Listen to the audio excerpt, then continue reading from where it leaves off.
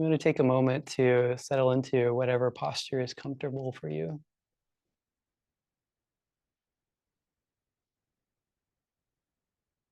Hmm. Maybe a straight spine,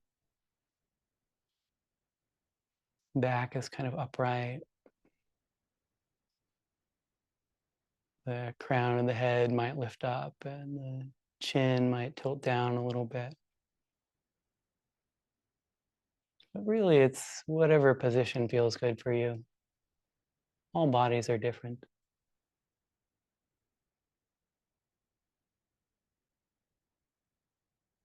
You can let the eyes close or keep them partially closed.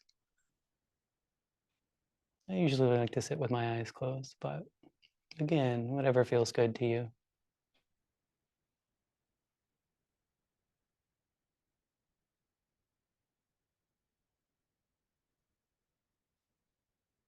Taking a moment to just feel the energy of the body.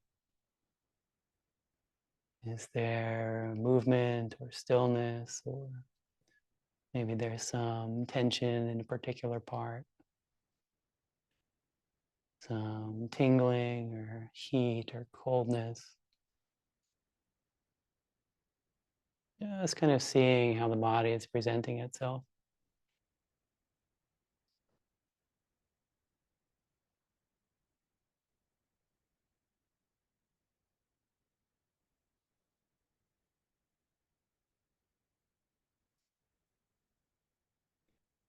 You might do the same with the mind, seeing the kind of energy currents of the mind. Perhaps there have been particular stories that the mind has been sort of focused on today, or in the last couple of hours or so.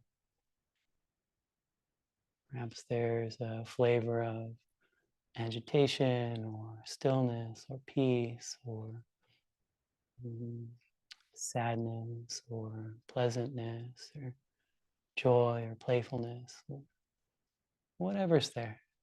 Just seeing what's there.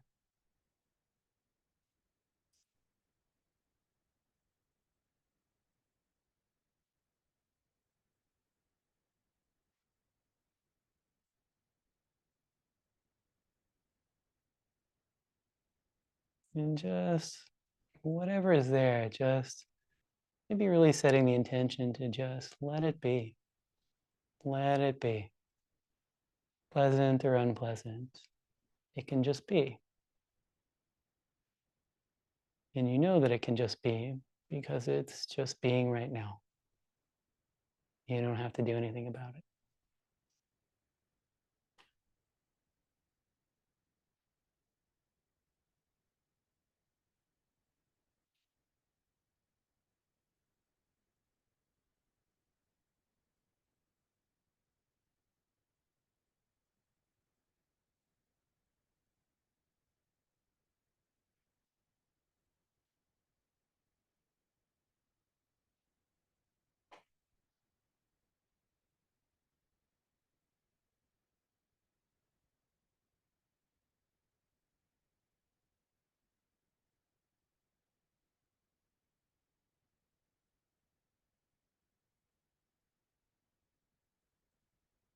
And from this place of acceptance, perhaps you can let attention rest on the breath.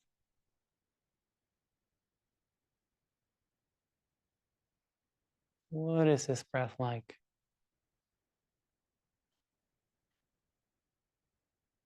Not trying to make it a certain way, just seeing what's there. Maybe there's some curiosity. What is this thing? What does it really feel like? Not the story that I might tell, but what does it really feel like in this moment?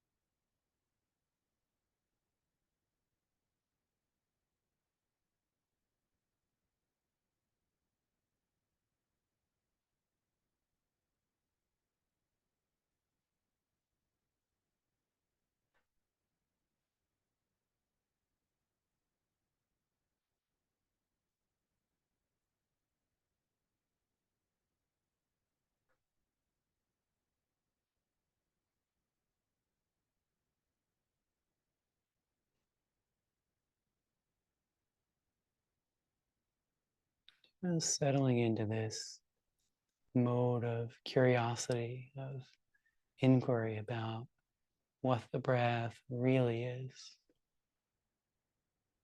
Notice that it's always different from breath to breath. It changes. It never shows up in exactly the same way.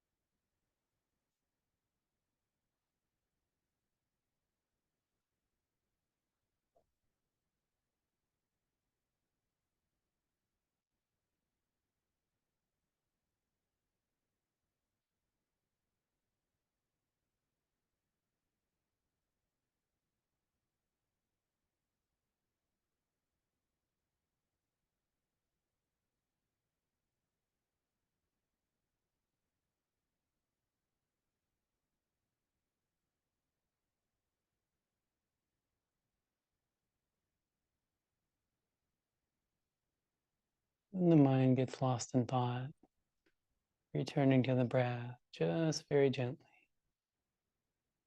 very gently. Maybe if whatever thought has caught you up was particularly uncomfortable, maybe spending a moment to give yourself some kindness and compassion. That's never a bad thing.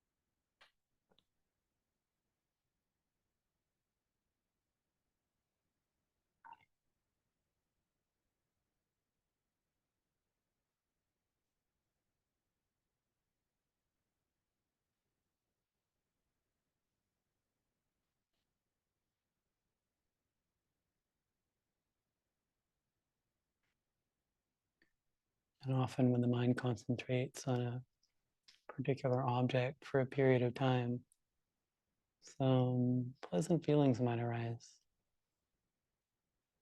Some peace or happiness or just kind of general pleasant sensations. You might look and see if you notice any of those. And it's okay if you don't. They don't always come along.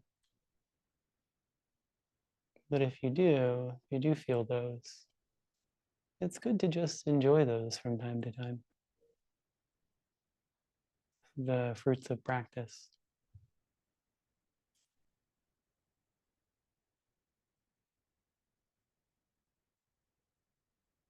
It's a little treat for yourself to enjoy those feelings.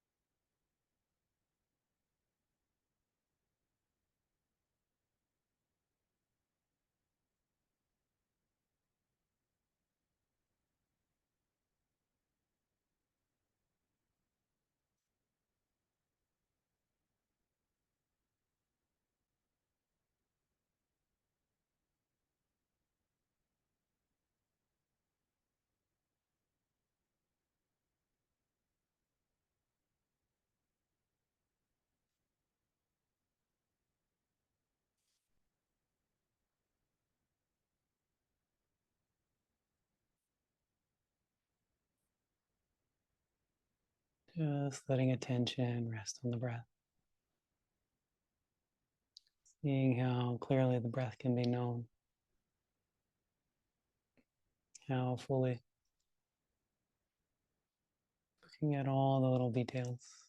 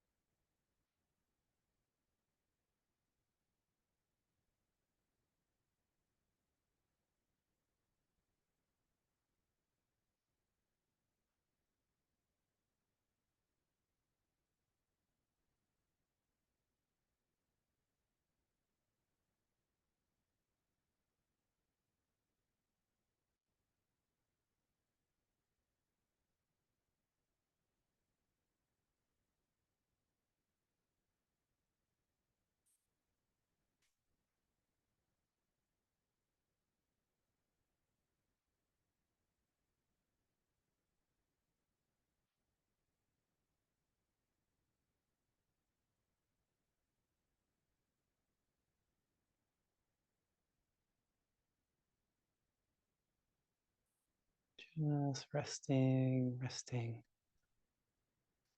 Letting the breath arise and pass away all on its own.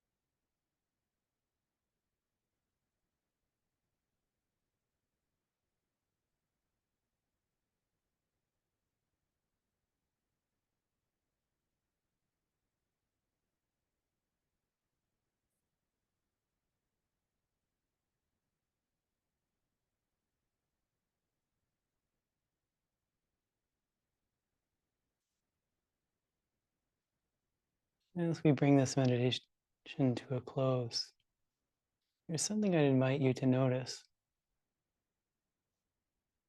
Notice what the breath feels like in this moment. Notice what story you're telling yourself about what the breath is and all its richness and fullness and detail. And in your mind, you might make a comparison to what the story you tell yourself about what the breath is during the rest of your life. When you're kind of up and out and about and doing things. It's not the focus of your meditation. For most of us, for most of the time, that story is the breath is kind of just something to be ignored. It doesn't really have much interest or detail or depth to it. Notice what the breath feels like now, after you spend some time with it. Notice how different those two stories might be.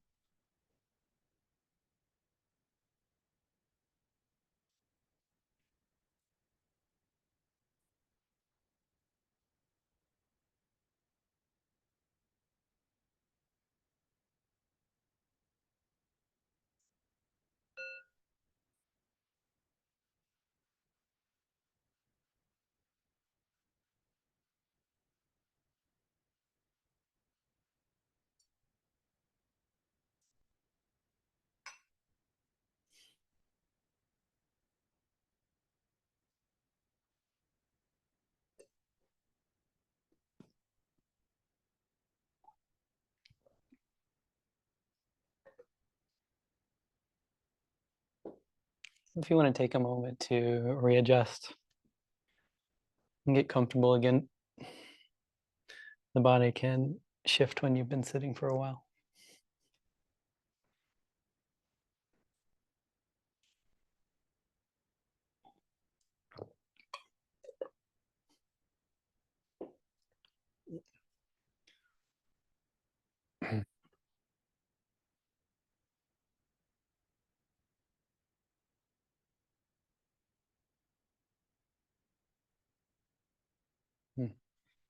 So I have two nephews. They're 4 and 6 years old. And I went to go visit them.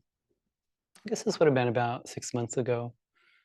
There's a place I like to sit retreat at up in Massachusetts, and they're kind of on the way. So I spent a couple days with them before I sat retreat. Um, definitely not after retreat. I don't know that I could deal with 2 little boys after retreat. But so I sat with them, and I want to tell the story of one day I was there. This is kind of in reference to one of my nephews, but I want to tell my story, like how I saw that day. And so I really enjoyed that day. So in my memory, we got up and we played with blocks for a while, and we had this like a really nice breakfast. My sister, their mom is a very good cook, and she cooks nutritious food. And we played for a while, and we had breakfast, and then they went off to school for half a day. And my nephews came back, and he had a good time with his friends, and we went to the park, and we did some more playing, and he got a treat, and we came home, we played some more, and we had a lovely supper. And my older nephew got to watch some videos, which is a treat for him. He doesn't really get much of that. And so he watched the video, and he watched even longer than he's kind of normally allowed to watch. And when that video was over, his mom, told him it was time to kind of put it away and get ready for bed. And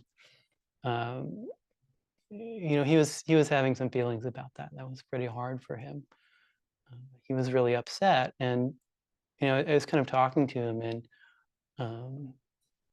I was kind of trying to get a feel for what's up. And he told me that his day was a disaster. And I was kind of like asking, why he might think that. And so he said 3 things have gone wrong, and in my mind, those 3 things were something like the first thing was that he had, like, he has this kind of collection of cards that he, you know, for a game that you can play, that he takes to school with him and he can show to his friends and stuff. And he had forgotten that. So that was one thing that had gone wrong in this day. And the second thing he told me was that the treat he got was a small treat. It was not the large treat. Apparently they had like 2 sizes.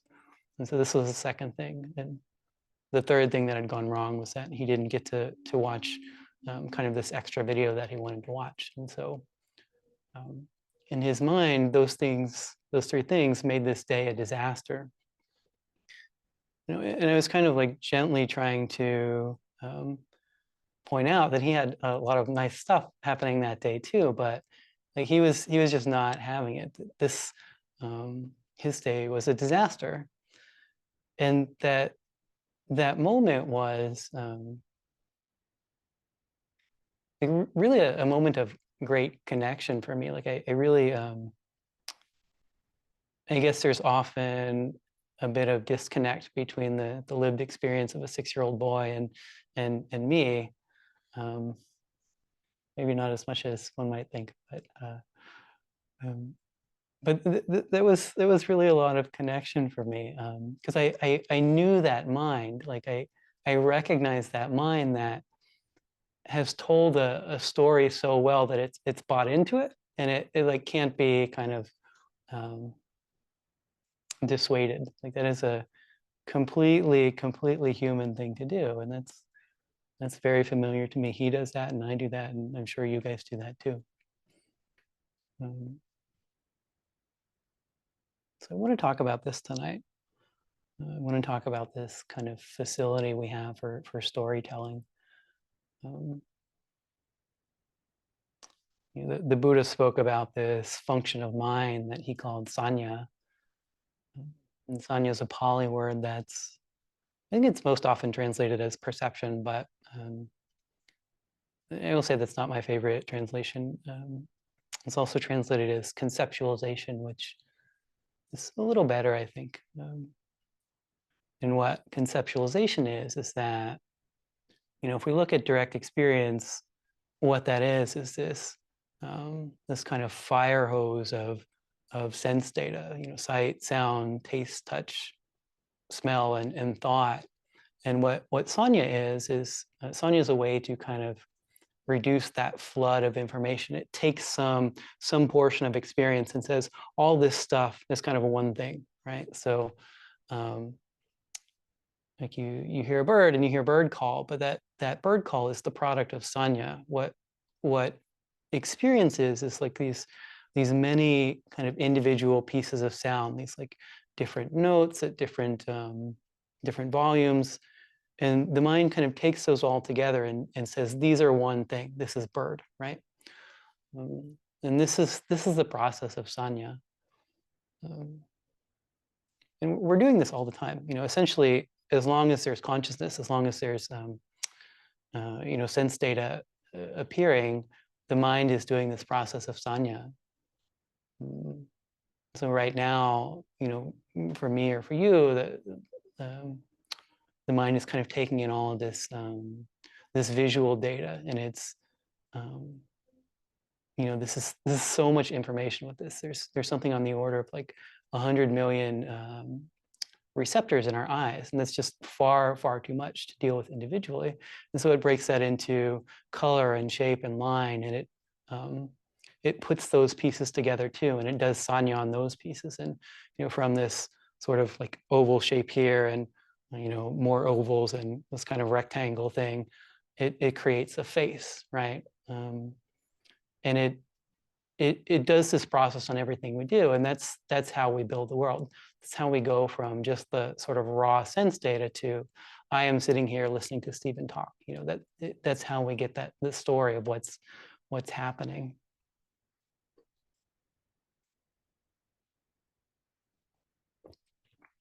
So in a very real sense, sanya is how the world is built. It is our map, our kind of framework for the world, but that is the world we live in. I guess nowadays I kind of think of Sanya as like ChatGPT, if you guys have used that. It's so I guess the way those things work is that they take in this like giant pool of data, like roughly the order of the entire internet, and you can sort of ask it questions, and they summarize this data, and they take this giant pool of information and give you like this very sort of concise summary of it. And that's what the mind is doing. It takes in all the sense data. It makes this very kind of much more simple representation of things for us to deal with. And so I like that analogy because, you know, you guys may not have used these, but these things can be useful. These like ChatGPT can be pretty useful, but it makes stuff up, right? And this is what Sanya does too. Like it's useful. It allows us to move around in the world. It's how we orient ourselves. It's how we know where to go and what to do. So it's very useful, but it's also this thing that's made up. It's something that the mind creates. It's not the kind of voice of truth that we often take it to be. And it's important to realize this because like when you understand that Sanya, that the story you have about the world is not some kind of immutable truth, you understand that you can tell different stories about the world, about the same experience. So like this is what this is why I brought up the story of my nephew. You know, from my perspective, I looked at the day and that looked like, you know, a very nice day to me, but he looked at that day and it was not. It was a disaster. And we were looking at the same thing. And so you might think about what happens if you tell yourself um, the story, like this is a disaster, you know, where does that lead you? How is that going to, what kind of life are you going to live if that's the kind of story you tell? So it's important to know that we can tell a different story than the one that kind of appears in our mind. What kind of stories might we think about telling ourselves? We might think about telling ourselves skillful stories, ones that are onward leading, ones that lead away from greed and aversion and ignorance and lead towards the end of suffering.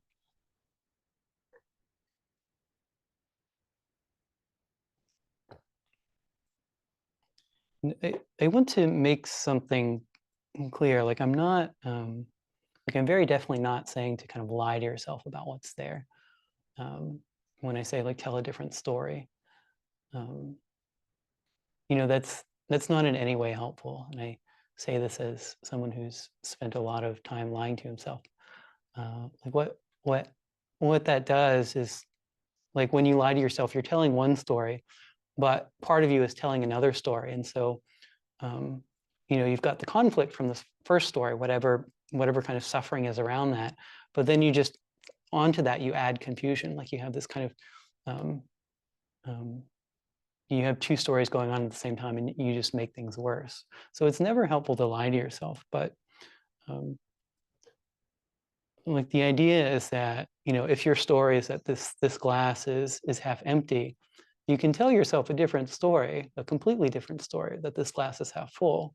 And that's like it's reflective of the same thing, but it's a completely different story.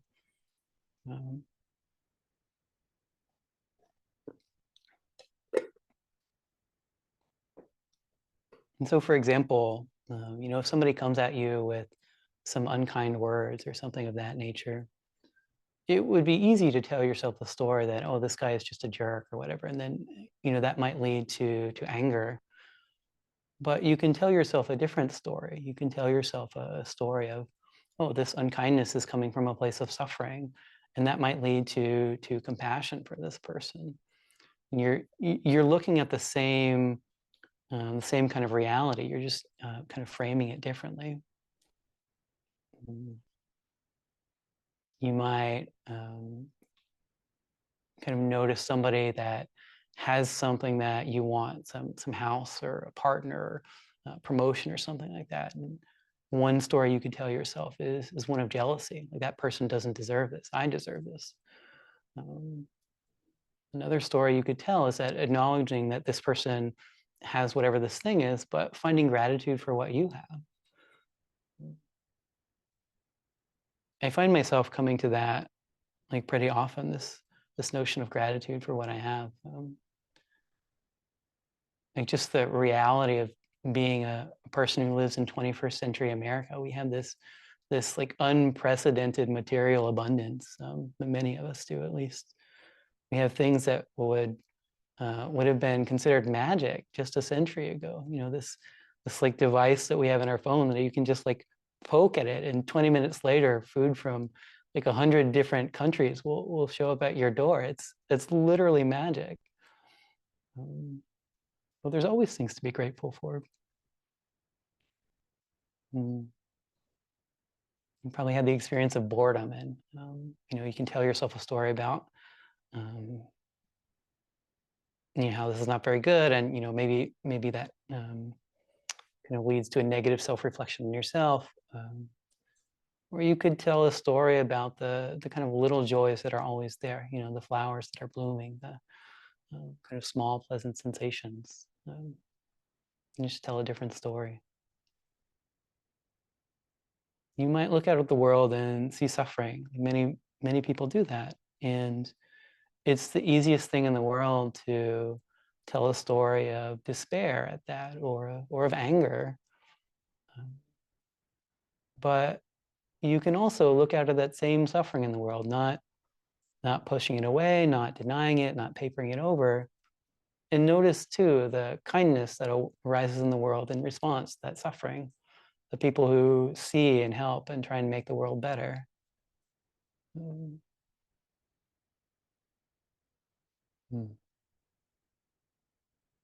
There's always a story that you can tell that leads you out of suffering.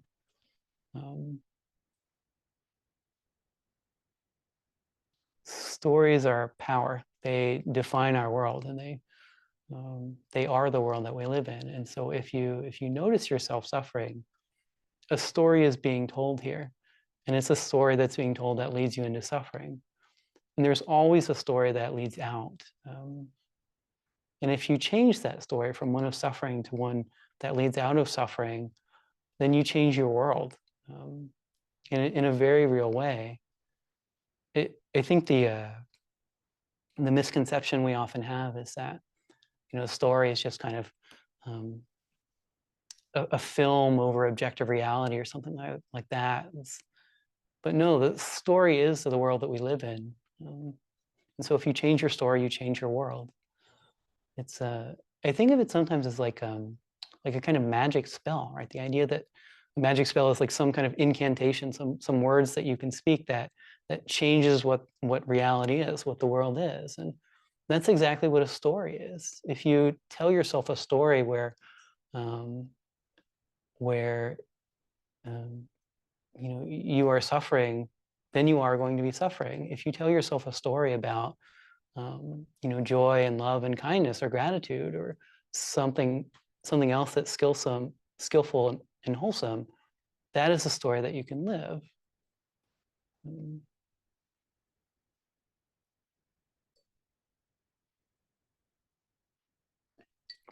there's a story that I've heard that kind of came to mind as I was preparing for this talk. There's a guy named Laszlo Polgar, or he's dead now. He was a chess prodigy in, I think, Hungary. And he was born in the 40s or something like that. But so he was a like very good chess player, but he also had some pretty eccentric ideas about how to raise a child. And the quote that he's kind of known for is, "A genius is not born but trained."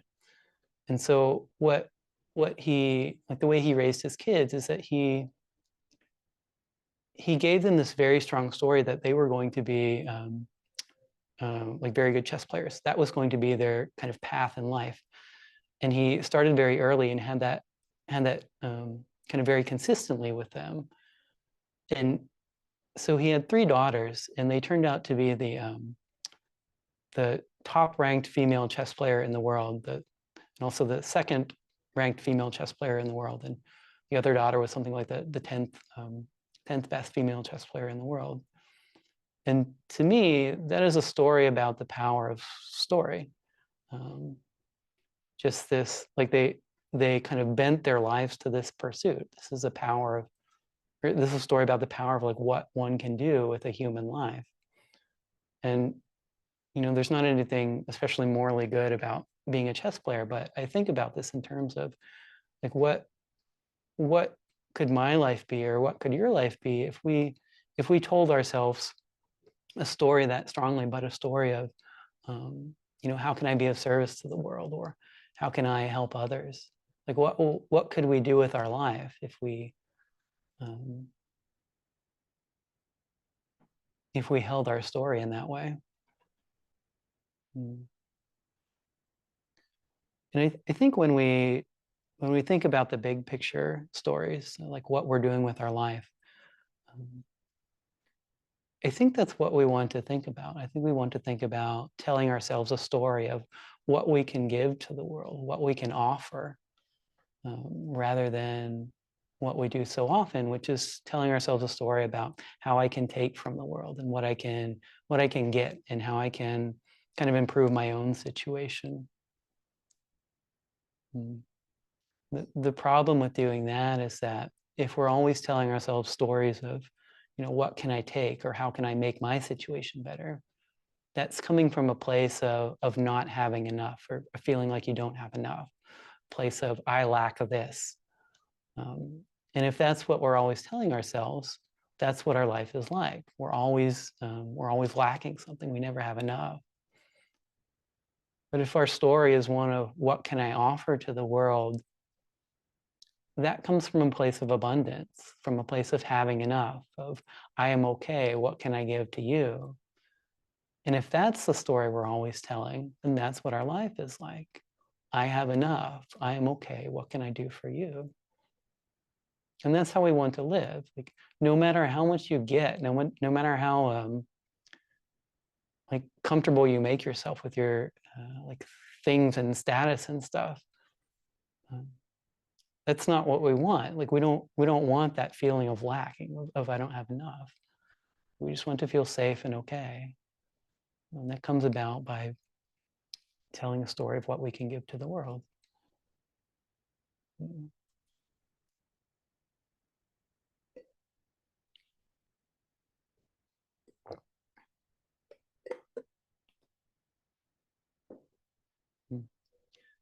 But ultimately, practice is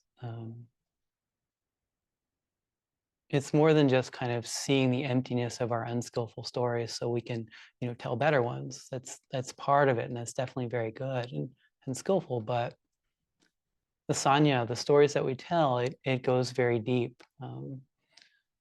And the culmination of our practice is not to stop telling stories, or not even to always tell stories that are skillful. It's to know that we are telling stories. It's not to be fooled, not to think the stories that we tell are true. So it's not that practice leads us to stop telling stories.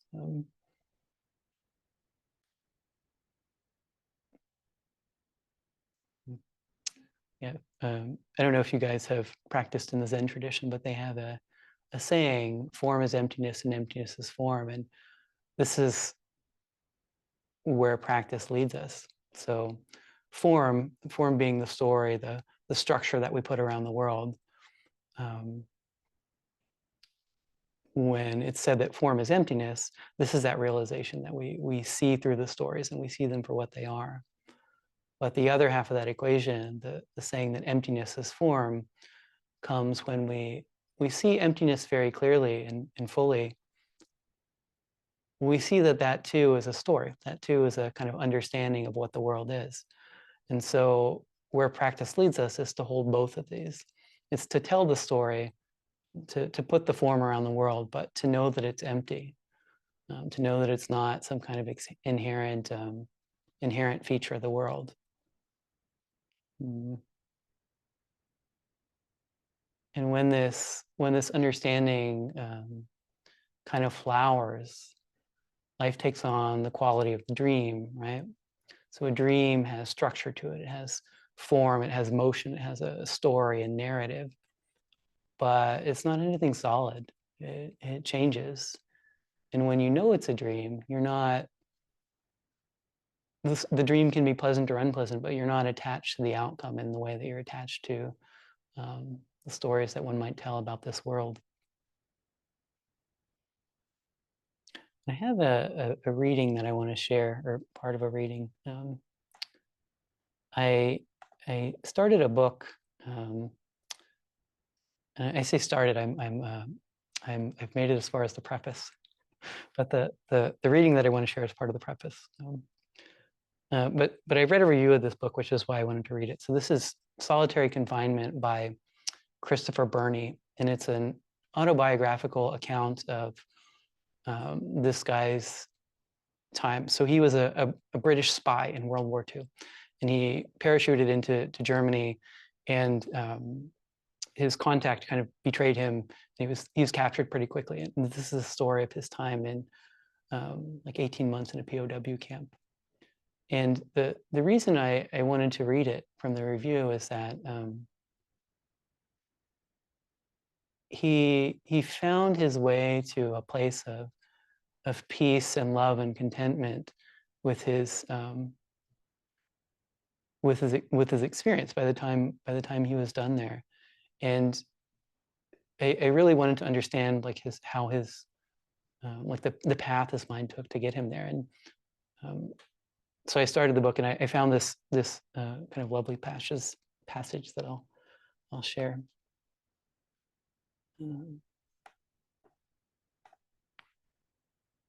And I will say the writing is a little archaic. Like this was written, I guess, in the 40s or 50s, and it's kind of in that sort of flowery style, I guess, that folks like that tended to write in. So I'll read the part of the paragraph that I want to read, but I'll put my commentary in there too. I'm going to start here. He says, experience is ordinarily diffused. We receive it indifferently, directly or by transference from others, but assemble it wholesale into a philosophy or such less pretentious view that we may take. Great quantities of data are ingested and put through the wobbly process of our judgment, irrespective of whether they come from our direct perception or from one or less accurate reporting, and emerge at the other end in the form of convictions, or those prejudices and conventions which betray the lack of conviction. So this is describing his understanding of emptiness. And this guy was not a Buddhist, but his understanding of emptiness of the story.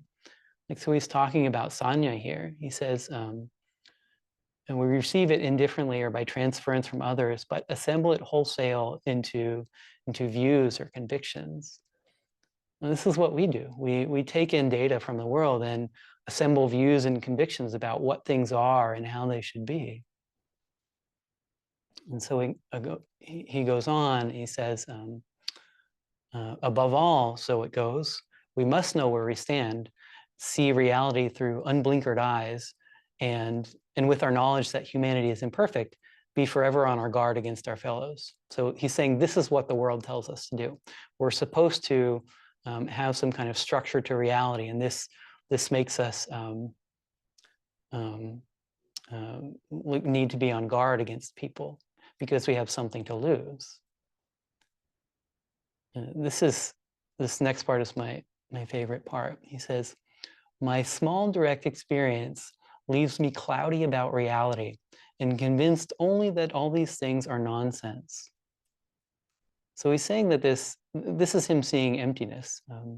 He's saying that his direct experience tells him that the views and convictions that we tell ourselves about the world are nonsense. And then he says, down on the bedrock, life becomes a love affair of the mind, and reality merely the eternally mysterious beloved. Men are just men, like oneself, but different. Ships plying the same sea and weathering the same storms. To be fended off only when they grapple you, and otherwise to be saluted, succored, and respected. So this is a guy who spent 18 months in a POW camp, saying that men are just men like oneself, ships plying the same sea and weathering the same storms, but to mostly be saluted, succored, and respected, so taken care of. All we need is the freedom of the small landlocked sea and our daily bread. All we need is the knowledge that men are just men like oneself, and some small amount of food. So I really enjoyed that passage. This is where emptiness can take us, right? To spend 18 months in a POW camp and be able to come out with an open heart. This is the power of practice. And this guy wasn't a Buddhist, I'm quite sure, but this is where practice takes us.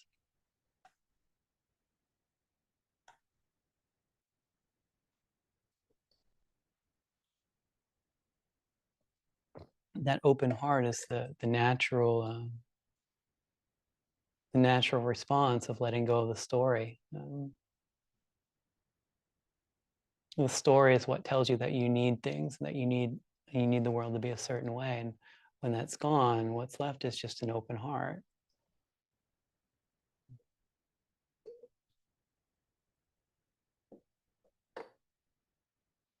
And the deepest story that we tell is the story of being a separate self, of being a being that's bound to this body and this mind.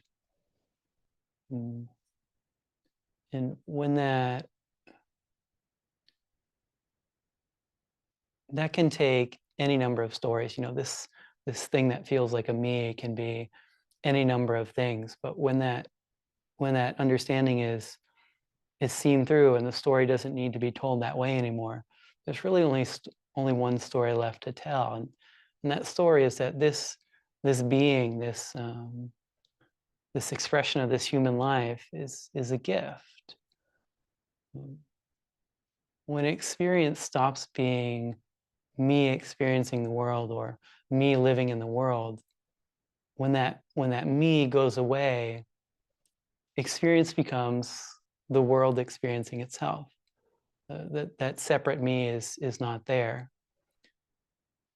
And this story is so very, very different than the other stories that we might tell ourselves. All these other stories about who we are as a person and what we might do in the world, or the small stories about how we relate to the moment, or things like that, they're all stories of a finite being that ends with this body. And so in some sense, if you're still telling that kind of story that I'm the separate being, no matter how good it is, no matter how how pleasant or helpful or skillful, that story will end in tragedy. If you think it's tied to this body will go away. So your story ends in sadness or grief or tragedy. But when you see through that, when you see through when the mind stops needing to split experience into this is me and this is not me, there is no tragedy. And the story is instead the world experiencing itself. What we take to be a separate self becomes just this vehicle for the world to explore itself, this kind of direction that the world takes. And life becomes a thing of delight, of joy. There's a feeling of dancing.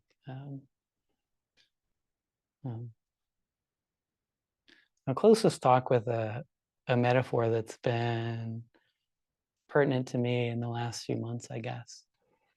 The metaphor is that life is like being the conductor of a symphony, right? And so the naive view of what a conductor does is, the conductor has a score of music, and how the piece is supposed to go, and he tells all the parts of the symphony what they're supposed to do. And if somebody does something wrong, he tries to fix it, right? And tries to get them back into alignment. And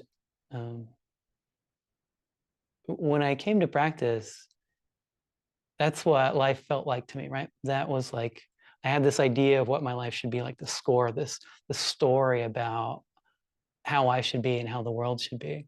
And I spent my effort and time trying to control the various parts of my life and the world to kind of conform with this story. And that story is a story of suffering, because life doesn't conform to your story. It doesn't work that way. But there's been a shift that has occurred or is occurring. And the real way a conductor conducts the symphony is that the conductor does have a piece of music, a score, a piece of music, to kind of tell him what the piece should be like.